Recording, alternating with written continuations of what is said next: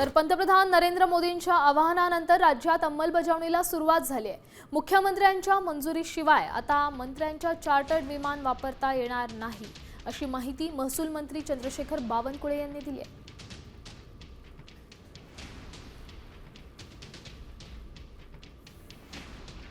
आहे।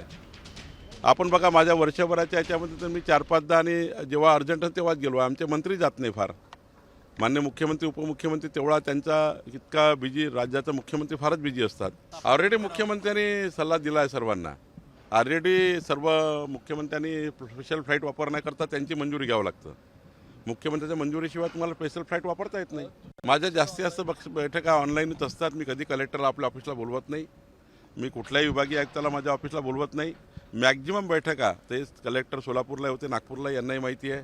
मी फार कमी कलेक्टरला बोलवतो। माझ्या त्या ठिकाणी प्रोटोकॉलमध्ये कलेक्टर येऊ नये, आमच्या पहिलेच सूचना आहे। त्यामुळं आम्ही फार अधिकाऱ्यांना फार ट्रॅव्हल करायला लावत नाही। आम्ही ऑनलाईनच त्या ठिकाणी या बैठका करतो आणि तसं सोल्युशन काढतो।